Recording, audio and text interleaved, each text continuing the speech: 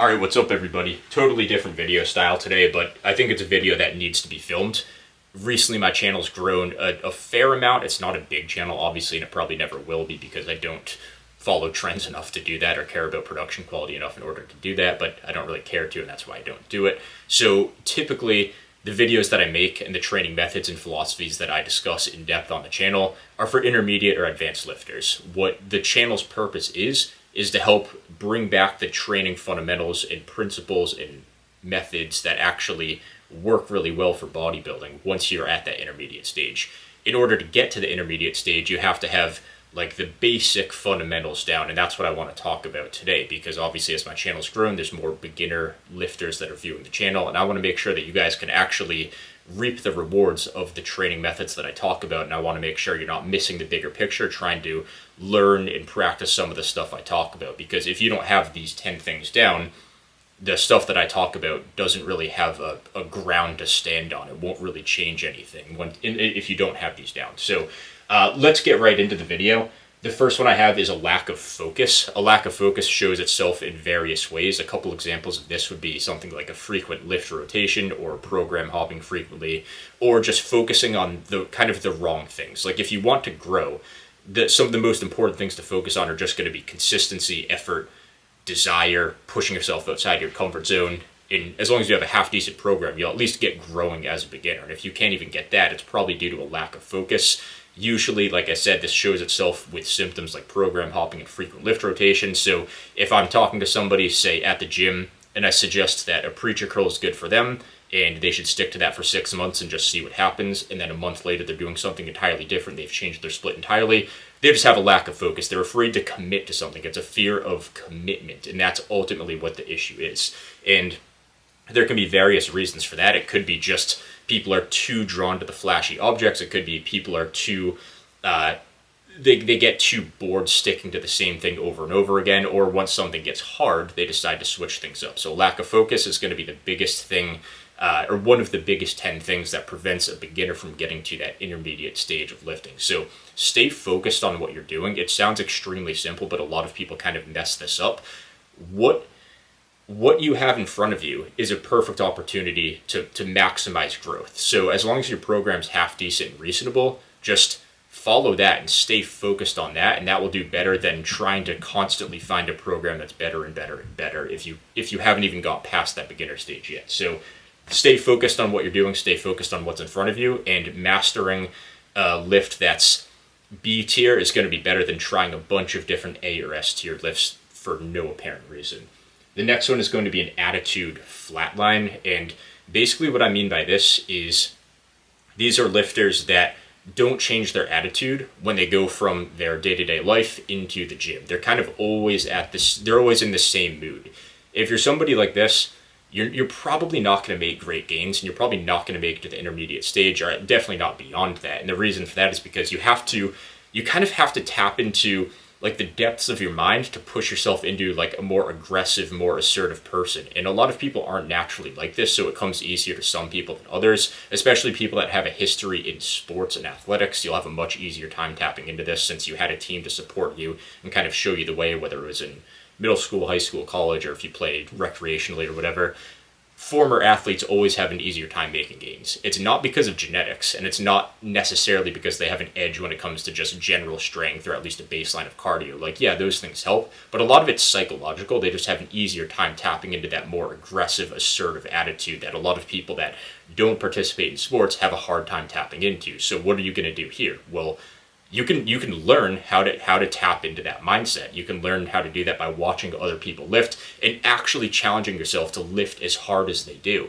And one of the problems that I see here is people just maintain the same attitude at school, at work, in the gym. Like, you just have to be an entirely different person in each scenario. And when you're at the gym, like I said, you have to be assertive, you have to be aggressive, and you have to be willing to go all out and get outside of your comfort zone and truly just push yourself. Like, if you were to come up to me when I was just, like, doing my job, it would be a much different conversation than the version of myself you'll see when I'm lifting, where I'm hyper-focused. I wouldn't say I'm, like, on edge or anything, but I don't know how to describe it better.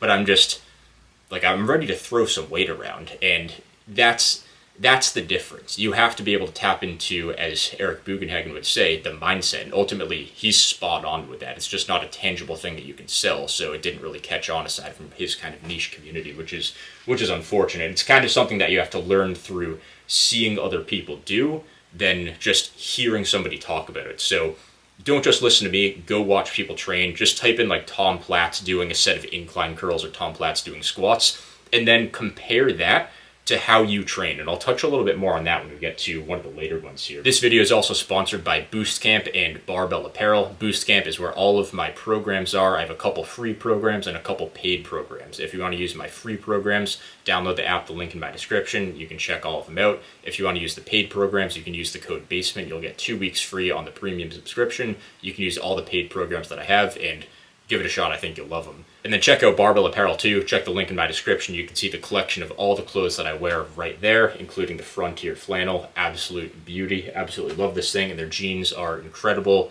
My favorite product. Absolutely love their jeans. The Athletic Fit jeans, the 2.0 jeans, just unbelievable. They fit right around a muscular leg. Doesn't get any better than that. Super high quality stuff. Check them out. Hope you find something you like. The third one I have would be conflating good versus strict technique. When somebody like me says have good technique, I don't mean keeping it super strict. And a lot of beginners almost instinctively, kind of intuitively think that good technique means you have to keep things super strict. There's a couple issues with this. When you have super strict technique, there is a time and a place for that, and I'm not going to deny that at all.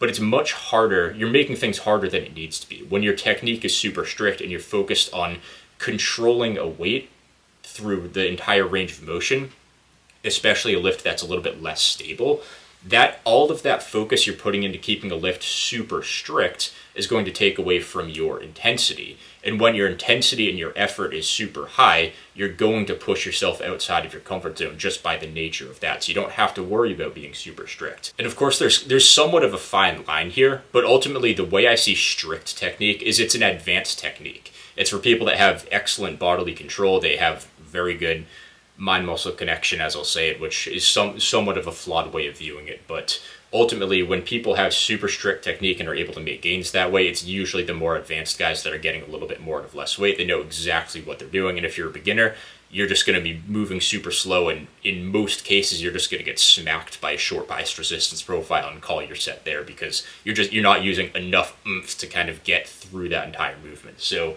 yeah, when it comes to conflating good and strict technique, you have to find that balance. You have to be able to push yourself as hard as you can, and then you kind of reel it back. You have to have the baseline of effort before you worry too much about strictness. And even on a lift like preacher curls, where it's like, I'll be lifting over 100 pounds for reps on preacher curls, and I have big arms, and I'll like miss my lockout by an inch. Like I'll get below peak resistance, but I won't fully quite lock out my elbows, or like my armpits will raise up a tad.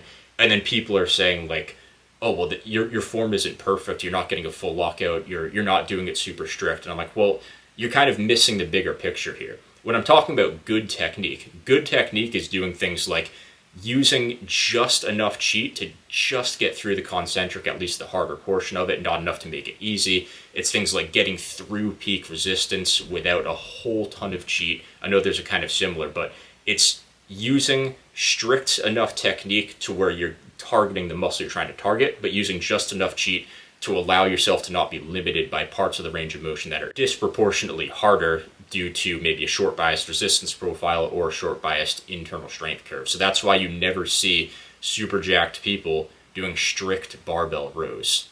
And then you see a lot of beginners doing strict barbell rows. That's a good example there. So the next one, number 4, would be training to failure. This is one of the biggest cop-outs I've seen, especially on like Instagram and short form content with a lot of these science-based guys. They'll train to failure, and ultimately their failure is just like giving up halfway through a set. Like they'll get to mild discomfort, and then they'll like kind of give up halfway through the next concentric, and that's what they call failure, and they use that as a cop-out. So when it comes to actually training to failure, like if every extra rep you did, you got $1 million or whatever, all these guys would be able to do an extra 5 or 6 reps on every set. So when it's very, very, very extremely difficult to train to failure, true failure, on every set of every session. So don't bother trying it. It's not even worth doing. Some of the guys that train the hardest you'll ever see rarely train to failure. Like Jordan Peters comes to mind.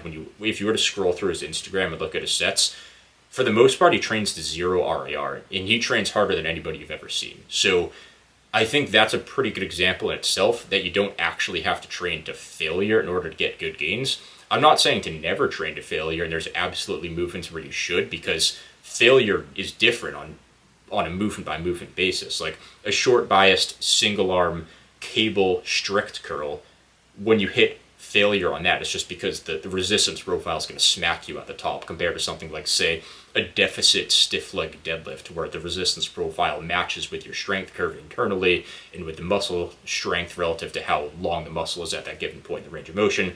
Those things are way more complex that you don't even need to focus on, but there's reasons why failure is going to vary on lift by lift, and the suggestions for your proximity to failure will vary based on the lift that we're talking about. So when it comes to things like training to quote-unquote failure, just think of it as do as many quality reps as you can. Don't worry about failure. Just do as many quality reps as you can. That's what you should focus on, because if you just focus on getting to failure and your definition of failure is just not getting a concentric, it gets hard to tell the difference between, did you fail because you physically were unable to do that concentric, or did you fail because it got kind of hard and you wanted to give up? And again, I'll touch more on this in a later one, especially, I'll give you a hint here. It's about filming your training, but that's a huge eye-opener for a lot of this stuff. So number 5, what I have here is the desire to expectations ratio. Most people have a terrible, like straight up terrible desire to expectations ratio. They expect that they can just show up to the gym consistently and get to their goal physique. And you have to look at the desire that you have to get to that person's physique and the desire that that person has to get to where they are right now, and the desire that they've had in the process of getting there is what I'm trying to say. So when you see somebody that looks incredible, their desire is super, super high. And if your desire is like, oh, it would be nice to look like that, I want to look muscular, that's not enough. You have to go through that crazy phase at least once for a few months of training like your life depends on it, and having it be the highest priority in your life.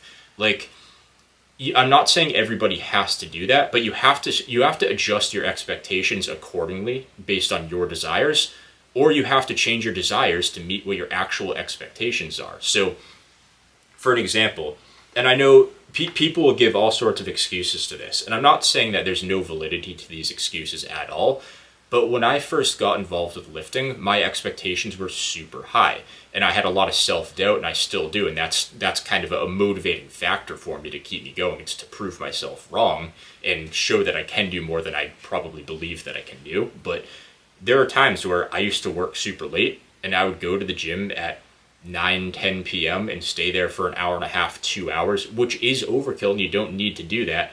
But when I thought that's what you needed to do to grow, that's what I went ahead and did. And I'd get home at midnight or so from the gym. Like, most people wouldn't even consider doing that. I'm not saying that's what you have to do, but you have to be willing to do stuff like that if you truly believe that's what's best.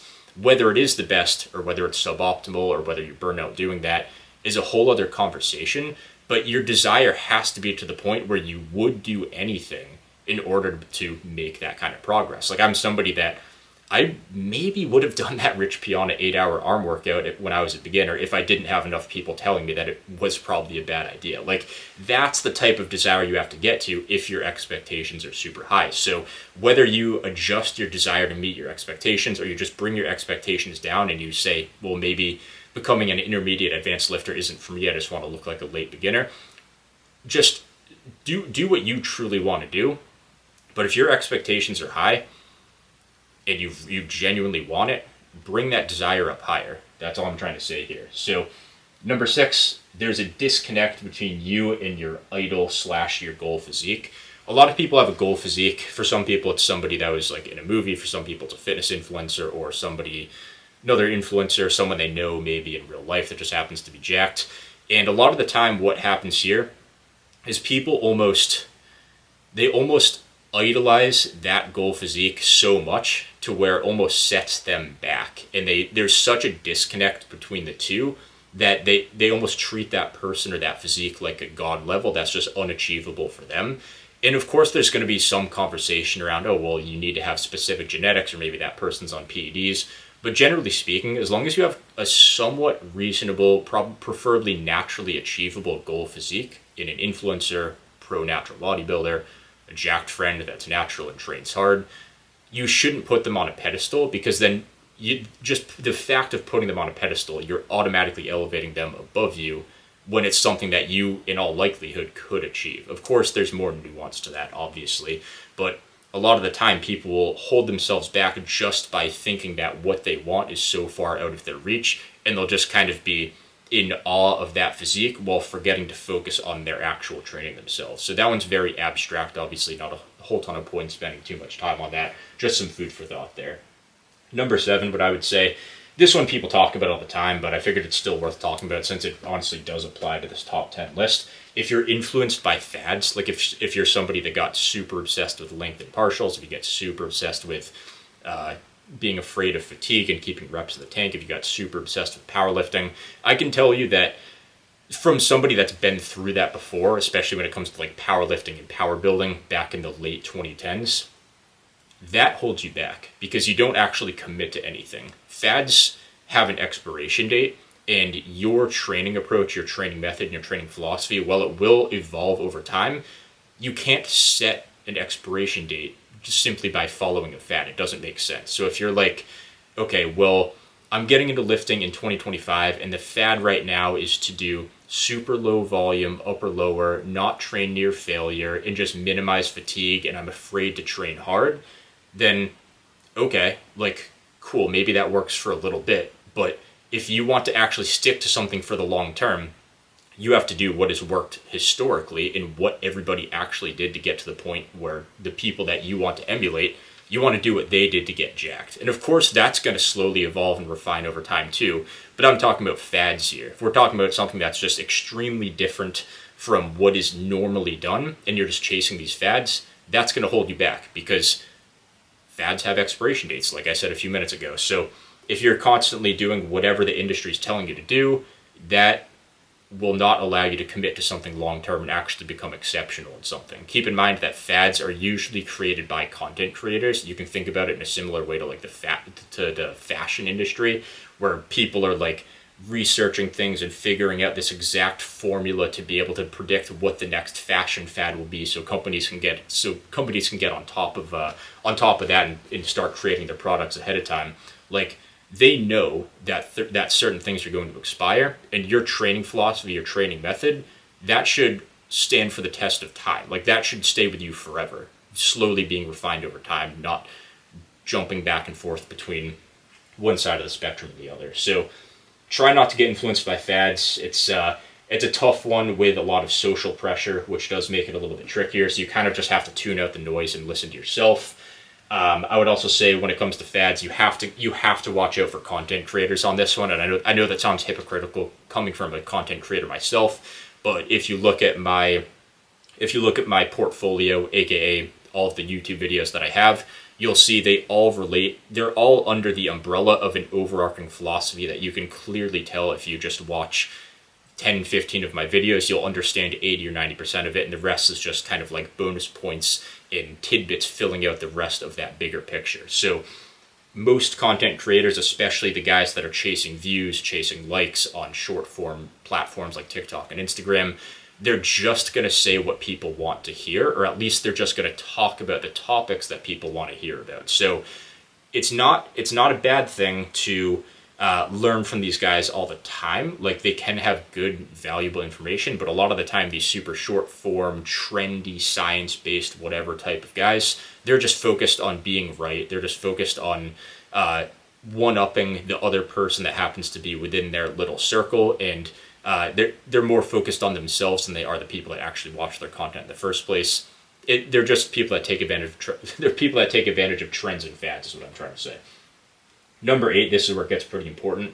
If you don't film your training, you're doing a lot wrong. And I speak from firsthand experience with this, where I'm somebody that naturally has good bodily control. I'm naturally somewhat athletic, at least when it comes to lifting. Like, technique and lifting comes pretty easy to me, and I'm a former athlete and I took that sport very seriously. Never played at a super high level, but I trained for it and I took it seriously, and that was basically my highest priority in life until lifting a couple years later. But when it comes to filming your training, what I'm trying to say here is, no matter how good at lifting you think you are, no matter how good your lifts feel, until you film your training, you haven't confirmed that. And when I first started filming my training, it was a pretty major wake-up call. And I'll say that's probably the biggest thing that's changed my overall, my technique, yes, but most importantly, my intensity levels and my effort. What looks like a super slow, grindy rep, or what feels like a super slow and grindy rep internally, looks 3 times as fast on camera. Like, I'm dead serious. I'm not exaggerating that at all. It's a genuine phenomenon, and I can speak firsthand. When I feel like I have a super slow rep and then I watch it back on camera, I'm like, I probably could have done another. And that's me, and I've been filming my lifting for multiple years at this point. Imagine somebody that's never filmed their training is stuck in the beginner stage. One, your technique isn't nearly as good as you think it is, and your intensity is way, way, way lower than you think it is. I can almost guarantee you that. So 100% start filming your training. There's no reason not to. It feels awkward in a commercial gym at first, but you'll get used to it. 100% film your sets. You don't have to film everything, but try and film a couple every session. Next one, number 9, you're allergic to true discomfort. And this is like, you know when you put magnets together the wrong way and they just like push away from each other? This is what I see happen when people are afraid to get outside of their comfort zone and kind of embrace being uncomfortable in the gym. As soon as the set starts to get hard, they either stop it or they just don't control their technique and they allow themselves to cheat through the hard parts of the set and the hard parts of the range of motion. So this will appear in ways like, if you're doing a curl or a side raise, like let's say you're doing a side raise, and instead of grinding through that final rep, you start to cheat them, or you raise your back up a ton like this and just swing the dumbbells up, and they're not really actually slowing down on the concentric. You're not trying to actually grind any point of the concentric. You're a magnet facing the wrong way, and the other magnet is failure. Like you anytime you get close to it, you just get pushed right back because you're afraid to actually get uncomfortable.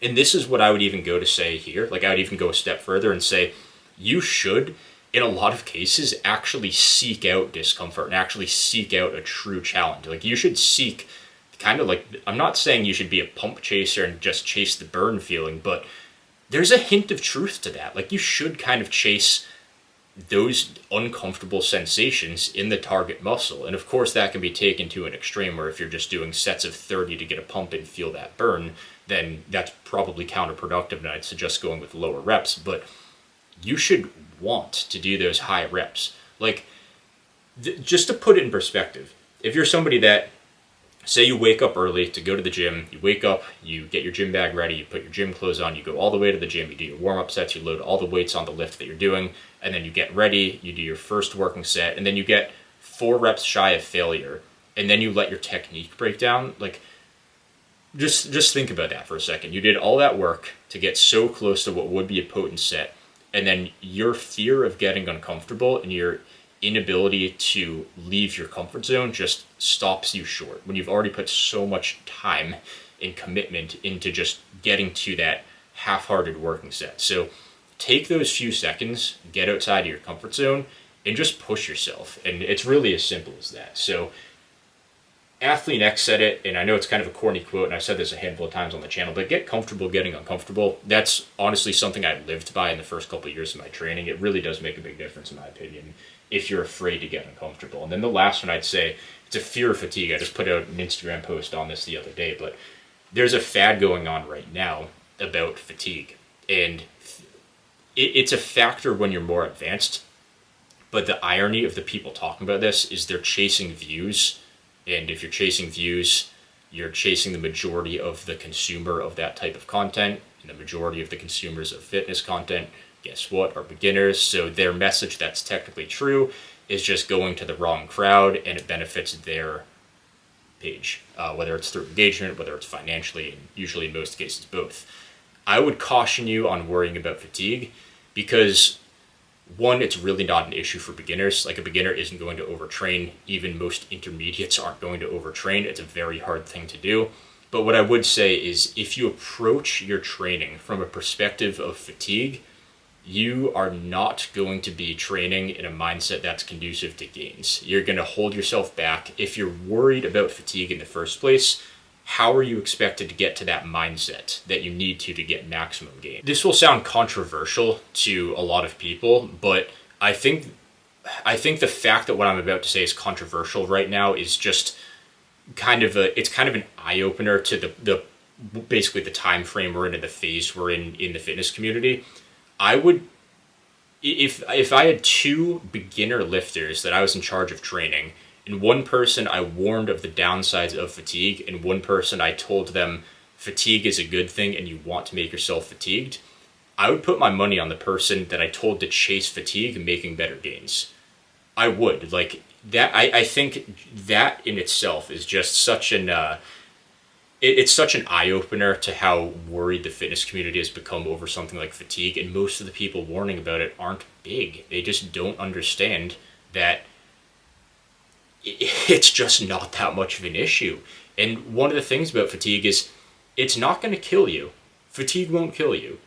And you'll also have your warning signs well in advance before it gets out of hand. If you're developing a little nagging ache or pain, you'll know weeks before it actually becomes an issue in the vast majority of cases. So I'm not telling you to just go way overboard with your volume or your frequency or be in the gym for like 3 hours or anything, but the vast majority of people, in my opinion, would make better gains, and beginners specifically.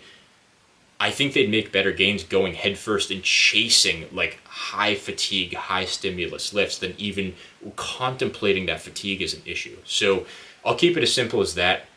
Let me know your thoughts on that one. I know it's a little bit controversial, but either way, I think people are just training soft. I think a lot of people are soft, and that's an issue. So I'm just going to say it like it is.